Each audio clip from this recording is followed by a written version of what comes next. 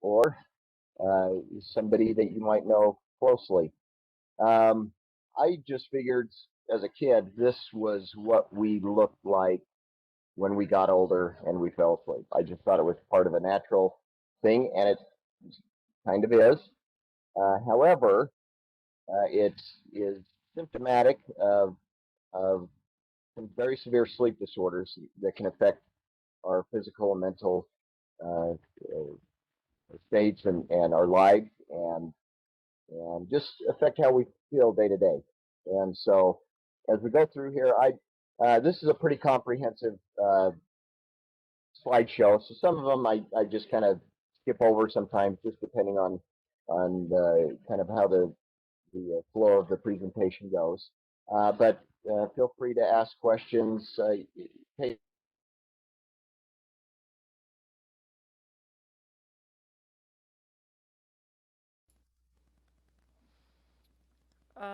Richard, you seem to be gone. Can anybody else hear him? No. Can you hear me? Yes. Okay, good. Yeah, Richard, you are gone. It looks like his He internet lost. dropped. Yeah, it does look like that. Let's give him a second to get back. We all know the wonderful frustrations of dealing with our internet. So we all have empathy and compassion for these type of situations.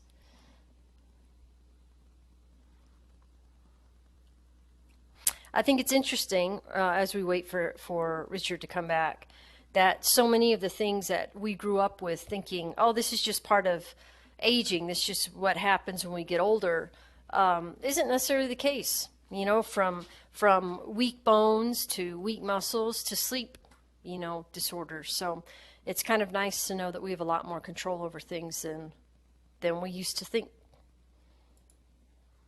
I hope I Oh, didn't lose connection with everybody.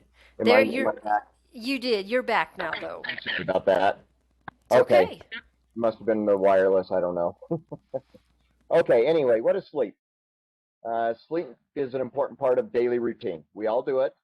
Um, we all hopefully get enough, and I'm sure that most of us or many of us don't, and a lot of maybe sometimes uh, temporarily, but oftentimes it's chronic.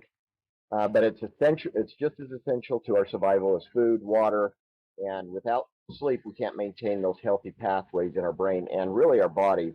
And it's harder to concentrate, respond quickly to situations, and just kind of get through our day. Now, I like to break down sleep really into two things: quality and quantity, and we'll talk about that. But it's very vital to a certain number of brain functions, including how neurons communicate with each other. Um, and during sleep, our brain actually um, is remarkably active.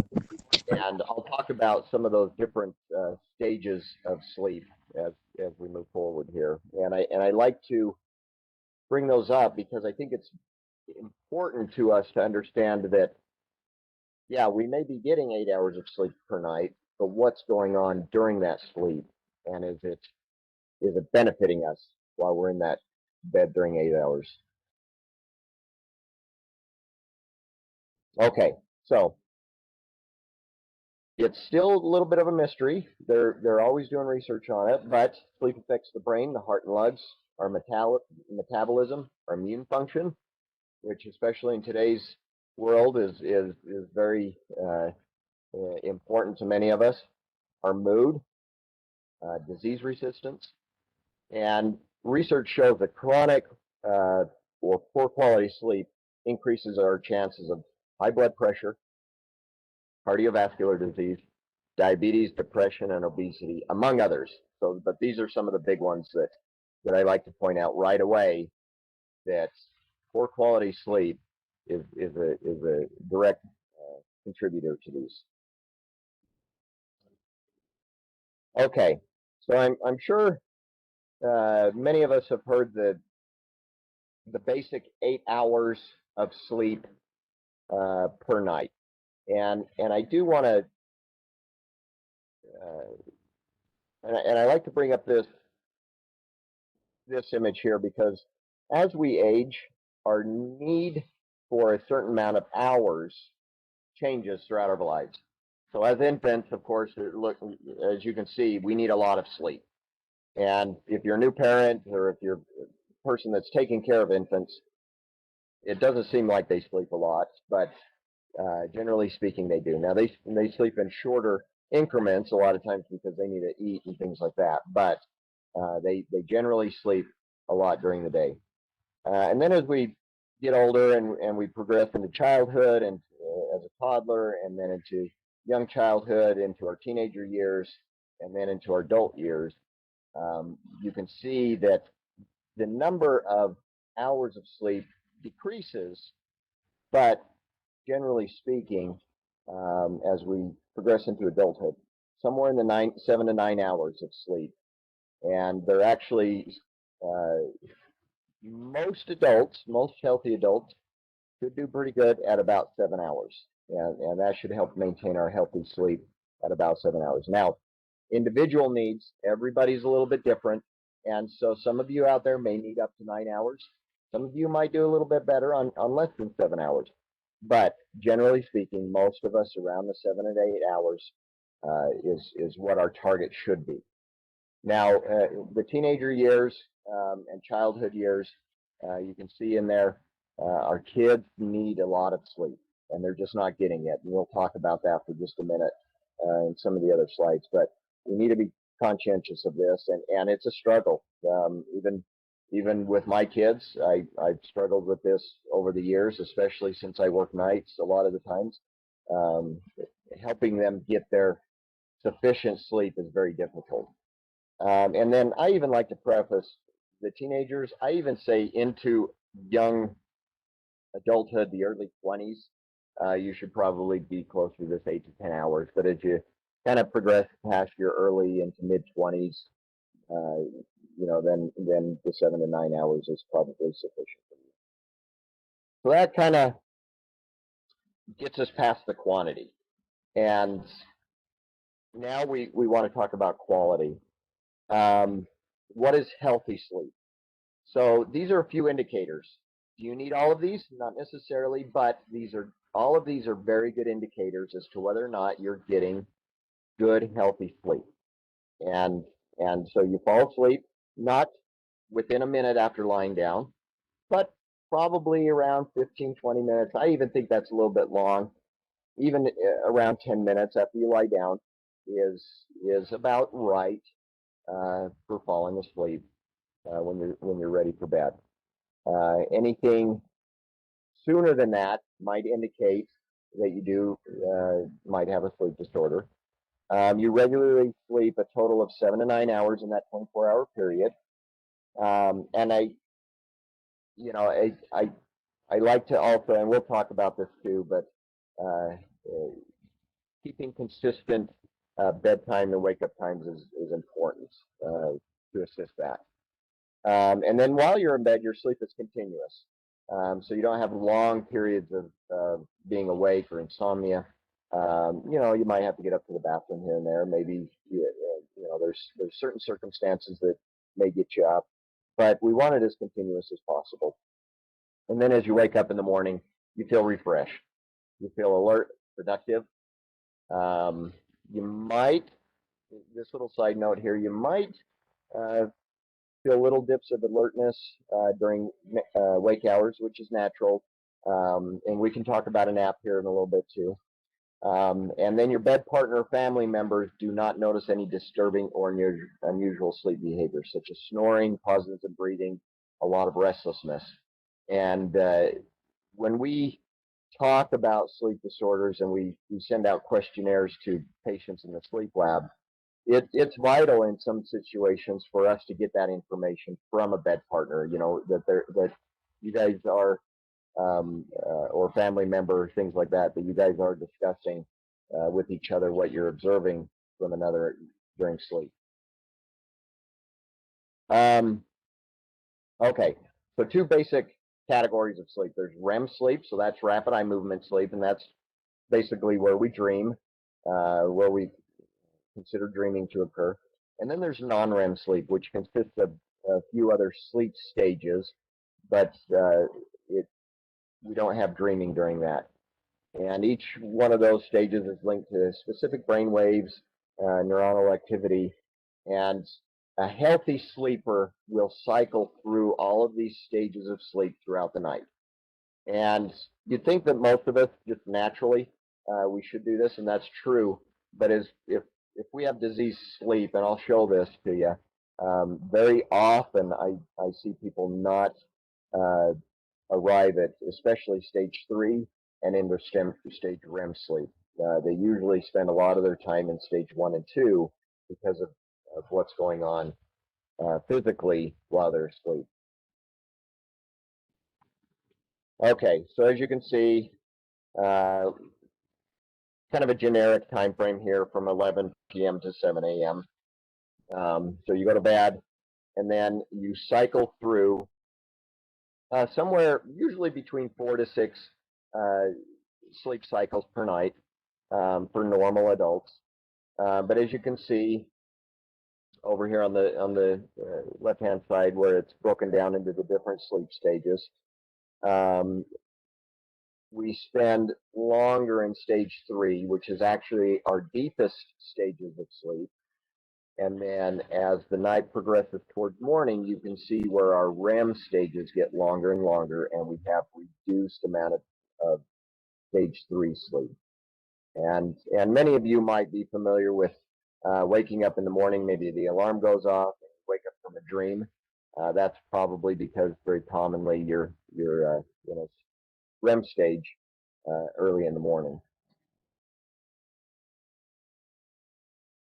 Okay, and here's just some examples of some different brainwave activities during sleep.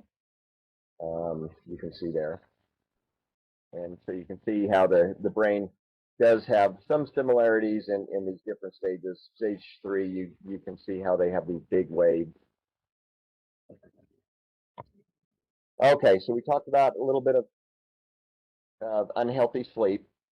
You feel tired, you feel cranky, you feel out of sorts. Those are a lot of times what some of the verbiage people have used when they don't feel like they're sleeping well. And if you're missing your approximately 7 to 9 hours of sleep on a regular basis, that can lead to serious issues, especially in your mental abilities to get through daily tasks and your physical health as well. So a lot of us, there's a lot of sleep disorders out there. Roughly 50 to 70 million Americans suffer from sleep disorders, and that number is growing, especially as a lot of us are a lot more sedentary during nowadays. Many of us aren't getting out and exercising or even maintaining a basic amount of activity during the day. A lot of snoring, and snoring is kind of a stigma around it, that it can be embarrassing, and for many of us it is. But don't ignore the fact that somebody may mention to you that you snore.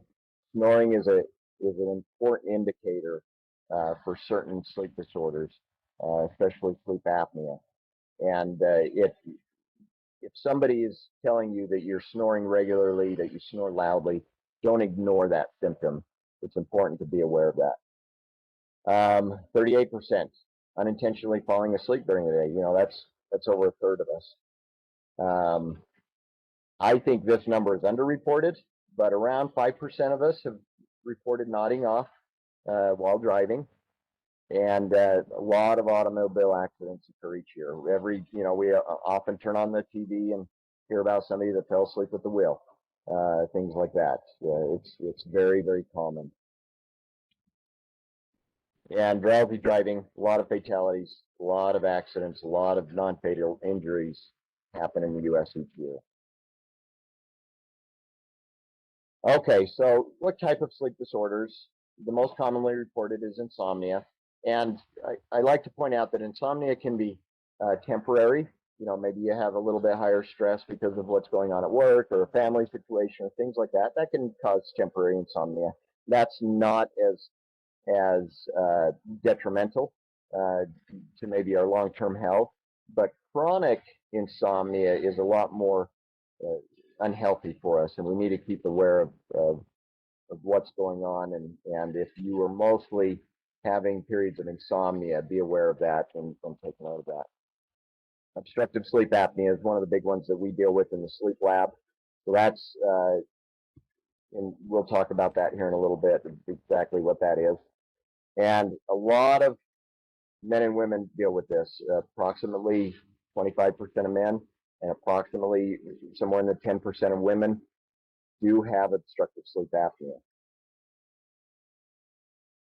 And this number right here, 50,000 premature and preventable deaths occur each year as a result of sleep disorders. And a lot of those, like it says here, preventable. A lot of these are strokes, cardiovascular disease, things like that can be addressed when dealing with a sleep disorder such as obstructive sleep apnea. So some of these effects of unhealthy sleep: long and short-term memory loss, your mood changes, and these are things to be aware of, because probably a lot of you have had a certain point where maybe you didn't get as much sleep as you wanted during the night, and you woke up cranky, and throughout the day you were maybe you had a quick temper about you, and I've been guilty of that myself many times. And so just being self-aware of these types of things is very important. Concentration, creativity, problem solving is all compromised. Your increased risk for just accidents, whether you're in the car. I notice when I maybe don't get the best rest that I kind of trip up, I drop things, things like that. I'm aware that I'm like, I probably need to get better sleep. Your weakened immunity, high blood pressure is a very good indicator. The body releases a lot of stress hormones during poor sleep, and it puts us at great risk for high blood pressure. Weight gain, lowered libido, heart disease. So we talked about that, hypertension, elevated blood pressure. So this is linked to inflammation of the heart tissue, and poor balance. And this is a lot of times what I find myself doing when I'm not sleeping well. So a little bit of common sleep disorders. Sleep disorder breathing.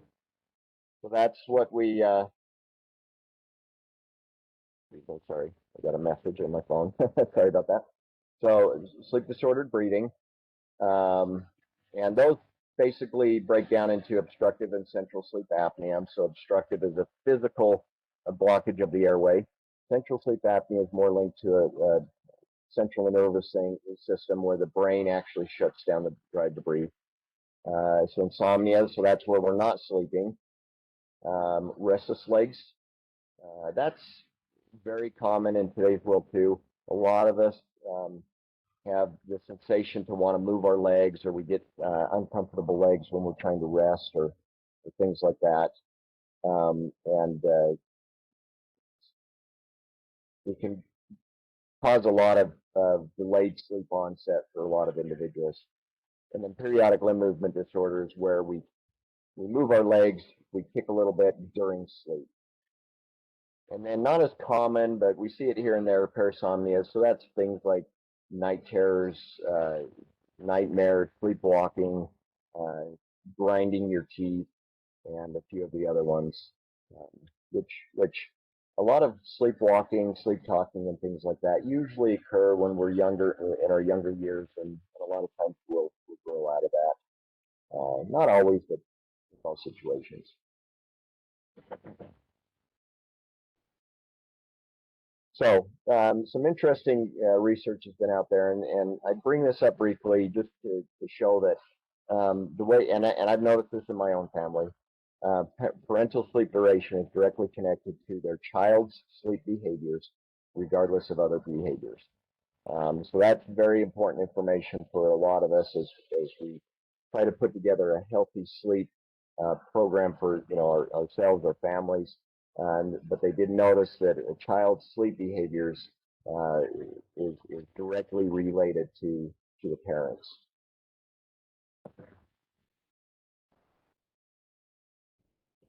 Child sleep duration may be influenced by parents behaving as role models and providing encouragement and support for healthy choices. So, regular bedtimes, mealtime can kind of contribute to that, where we kind of build a structure around meals and bedtimes and pre-bedtime routines, and that can support future healthy choices for our children as they grow into adulthood.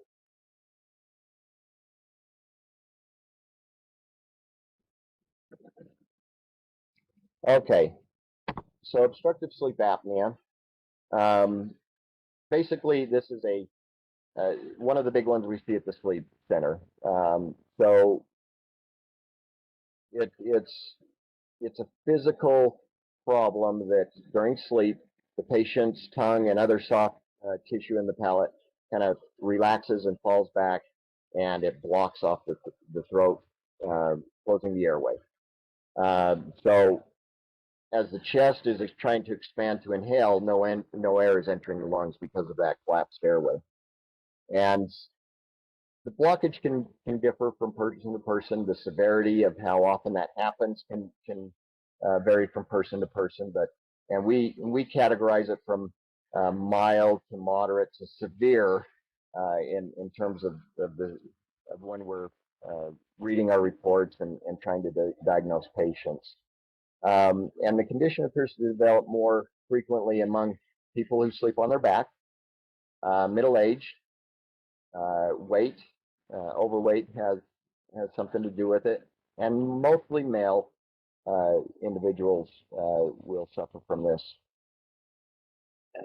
However, it's seen in all ages. It's seen in both sexes, and it's seen in all sleeping positions. But the ones I mentioned before, it's elevated in those situations. So here we have an image of here on the left, a normal airway.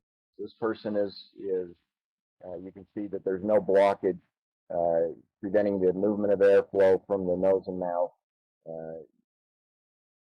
towards the lungs. But over on the right, you can see where the tongue and other soft tissue in the back of the throat has collapsed, and it prevents that movement of air from entering the airway and down into the lungs.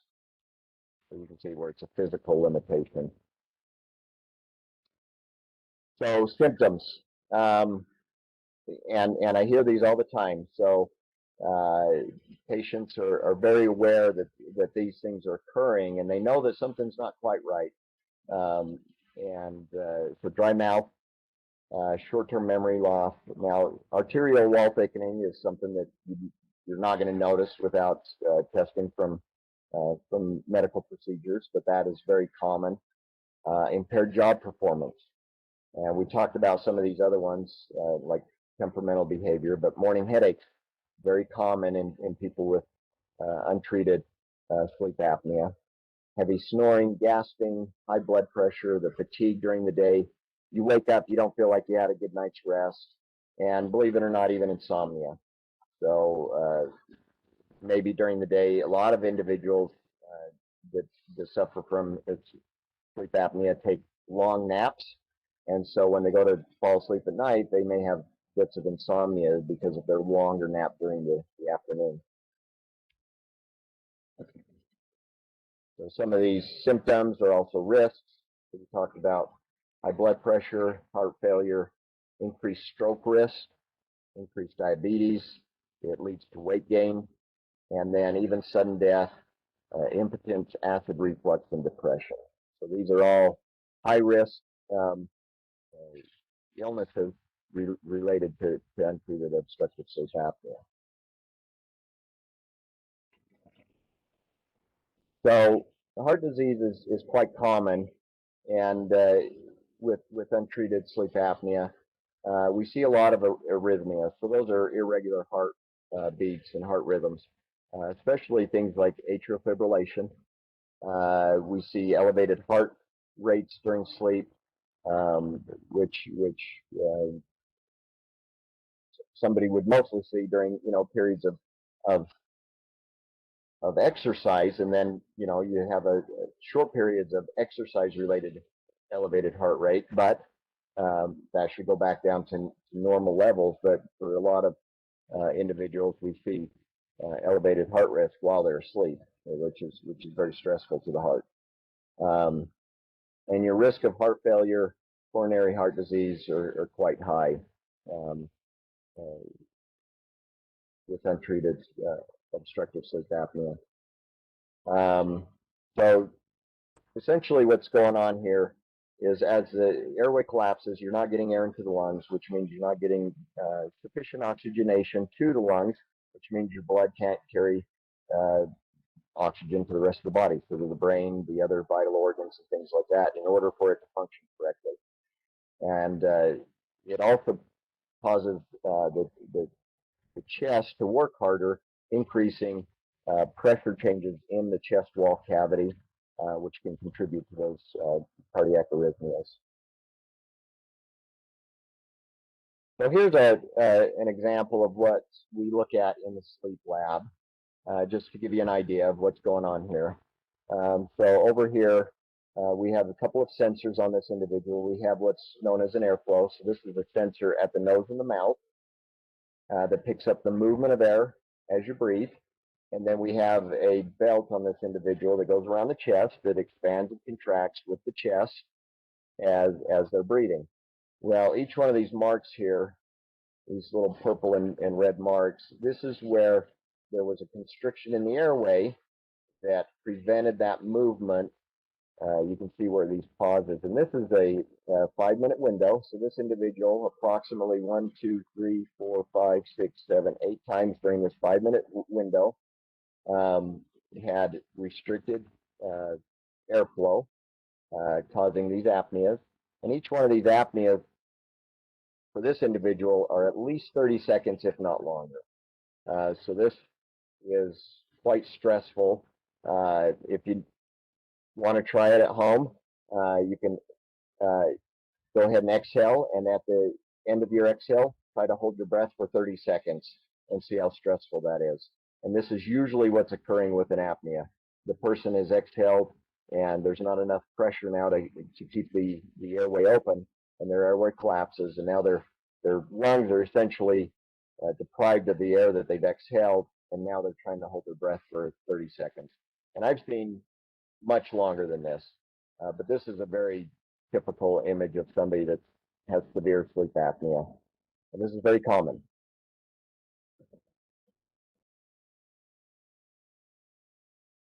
So in terms of what you can do as an individual, what,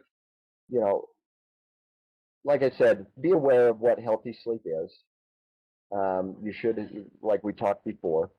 And then if you are noticing problems, you're noticing symptoms, talk to your healthcare provider. Most family physicians nowadays are equipped to have the discussion about sleep apnea and other sleep disorders. Now, they may refer you to a specialist, which is very common, and there are specialists out there. But most family physicians can have the basic conversation with you to say, yeah, there's probably a problem. We need to move forward with taking the best action for you as an individual and finding out how to diagnose that problem and treat that problem. So don't ignore those signs, symptoms, and other problems that are occurring, such as snoring, restless sleep, high blood pressure, not feeling rested, those types of things, and talk to your physician and say, hey, I think there might be something wrong with my sleep. Now, in most situations, you need to be tested. Before I go to that, this is a very good questionnaire, and it's called the Stop Bang, and I can send an example of this over to, and so everybody has access to it. So it's an acronym: snoring, tired, observed apnea, blood pressure. So that's the stop. And then bang is BMI, age, neck circumference, and gender. So the most common ones, do you snore loudly? So can somebody hear you through a wall or a door? Or is your bed partner kind of nudging you in the back saying, hey, you need to roll over, you're snoring too loud? Are you waking them up? Do you often feel tired, fatigued, or sleepy during the daytime? Has anybody observed you stop breathing, or do you gasp for sleep during your breath? And do you have or are you being treated for high blood pressure? So the more you answer of those, as a yes, the more you are at risk of having sleep apnea. And then a few of these other, there's good BMI. Now BMI is just a tool. It's not always, you have a BMI greater than 35. Do you have sleep apnea? Not always, but it's a part of the tool in your tool bag to say, hey, go to Google, type in BMI calculator, put in your height and weight. It'll give you a pretty quick answer on your BMI. Are you over 50? And the research is there for being 50 years old or older. If you're over 40, I would say, just personally, that's probably, without any research to back me up, but just observing everything over the years, that you're probably still at risk. So neck circumference, most people don't know their neck circumference, but get one of those tape measures out that, for fabric or whatever, and do a quick measurement on your neck. Greater than 17 inches for men, greater than 16 inches for women. Anything over that, you're elevated at risk for sleep apnea. And then if you're male, you're at higher risk. That's just the way it is. So the more you answer yes to these, the more high risk you are.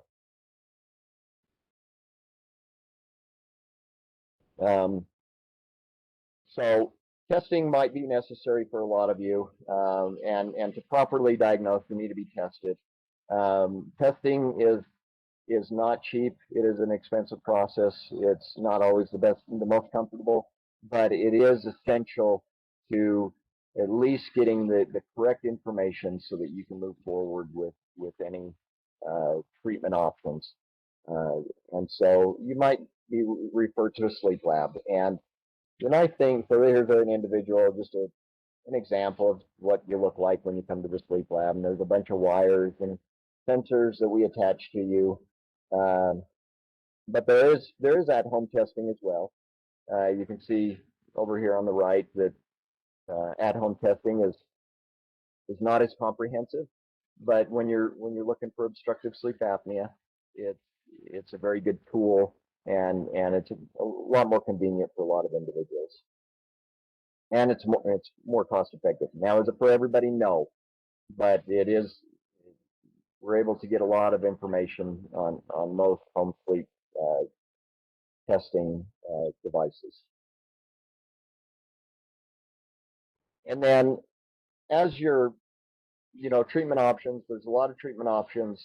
The most used and the best treatment option for most people with obstructive sleep apnea is known as positive airway pressure treatment. So that's a CPAP. It's a little pressure device that sits on your nightstand. It delivers pressure through that mask you can see he's wearing there. And it helps maintain an open airway to help you sleep better. Some of you may be using this in the audience, and it's not for everybody, but it is the best choice for most individuals that do have sleep apnea. There are other options out there for people, but this is the best and most effective choice for most people.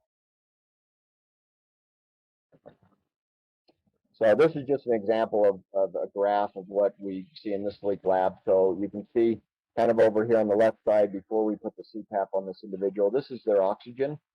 So you can see where their oxygen is very unstable. It's dipping even way down into the 70s. It's fluctuating a lot. These bars here and stuff are indicating sleep apnea, things like that. And then about the time the CPAP was applied, you can see where the oxygenation improved greatly. Now this dip here, to me, this looks like that it was probably the finger sensor fell off the individual.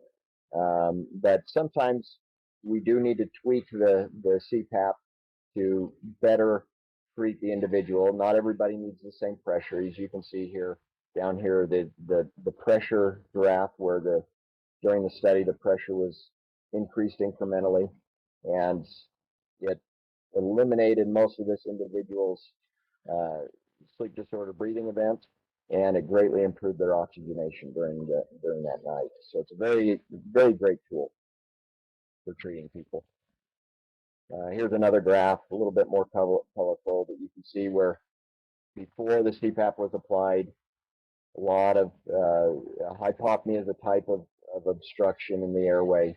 And then when we applied the CPAP, much improved oxygenation, and a lot of these apneas and other sleep disorder breathing events, which are over here on the left side. We have different categories of them, but greatly improved. So in conclusion, recognize signs and symptoms of healthy and poor sleep. Sometimes you may have to help a family member, a friend, recognize those signs and symptoms. Sometimes you may need somebody to observe you from the outside and help you also recognize the signs and symptoms of poor sleep. And don't wait. I see people all the time in the sleep lab that probably we could have seen 20 years earlier, but they've had terrible sleep for the last 20 years as they just try to live day to day, and they've just put it off, and now they're dealing with diabetes, hypertension. They're maybe they've had a stroke or two in those times. Maybe they've had a heart attack, and they've just put themselves at greater risk. If you're recognizing the signs and symptoms, you don't have to be 50 years old. If you're recognizing them in your 20s and 30s, get tested and get treated. Don't put it off. And then, of course, talk to your healthcare provider. And every individual needs a different plan. And now those plans can be very similar to somebody else, but everybody needs a plan. Recognize the signs and symptoms, recognize whether or not you're having healthy or unhealthy sleep, whether or not you're getting enough sleep, and then get treated if you're not. Go in and see your family provider, go see a specialist and get treatment. It can greatly improve your life. Just not only physically, but even mentally, you'll feel better. Your concentration will improve. Maybe you notice you don't maybe nod off at a red light. Maybe you can now go to the movies and sit through an entire movie without falling asleep. Things like that. Now you have more energy to get up and take a walk or exercise or spend more time with family and friends, and those are really important. For us as humans to just feel better about ourselves. So anyway, that's pretty much what I have for today. I'm good to take any questions if anybody has any, and I turn this time back over to you. Thank you, Richard. Does anybody have any questions? I thought I saw a hand up on a screen, but I don't know when it actually went up there. If you do have a question, you can put it in chat or you can unmute yourself.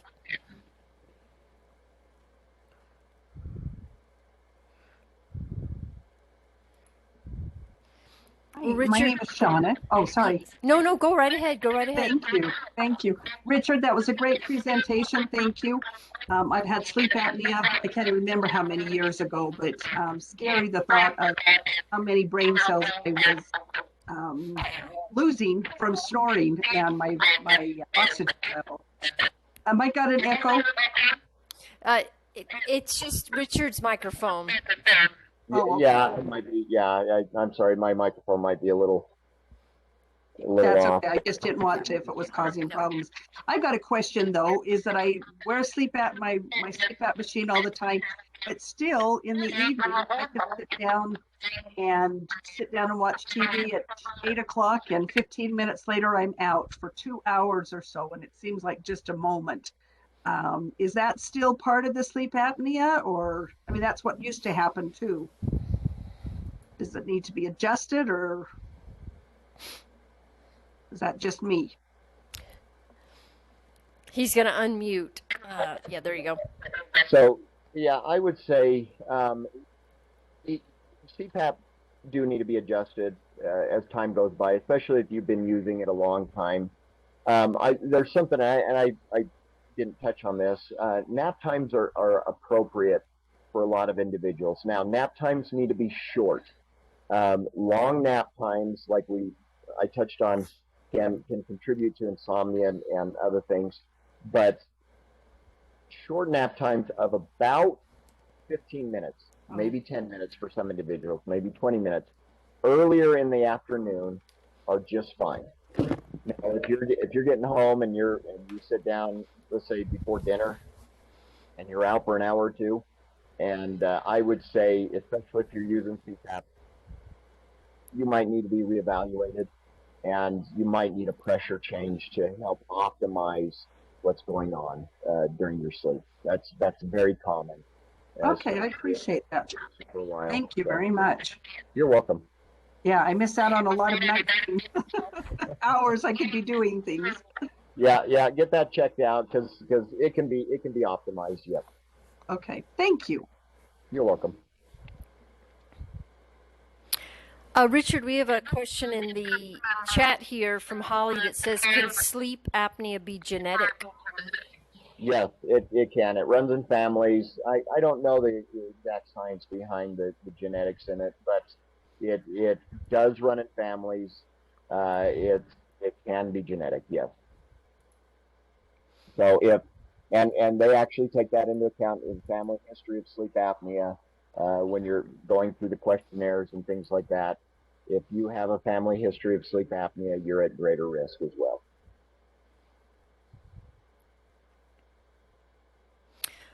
We have another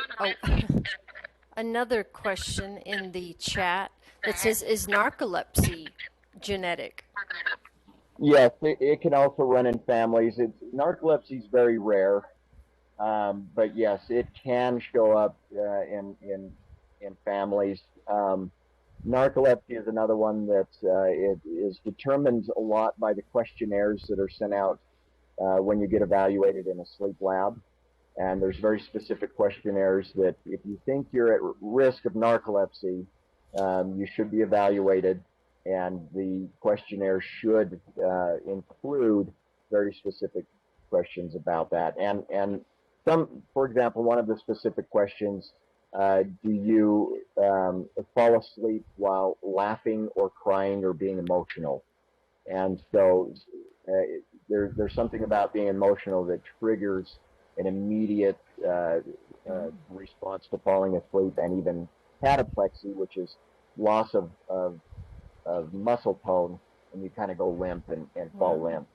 And so but yeah, short answer, yes, it can run in families as well. Thank you. Are there any other questions out there?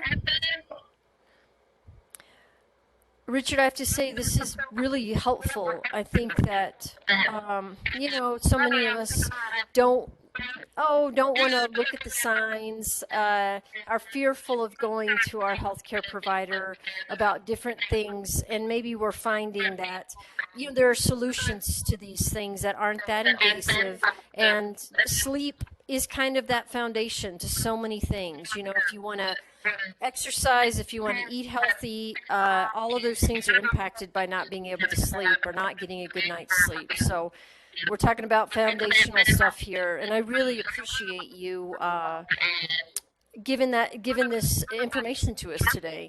And before I let you go, we have a question here of asking if we can email you questions, or can people email me and then maybe I forward them to you, so you're not getting emails from a lot of different folks. Do you have a preference, Richard, or with that? Email me and I'll be glad to get them to Rich. Okay, and I don't see who's talking. I'm sorry. Okay.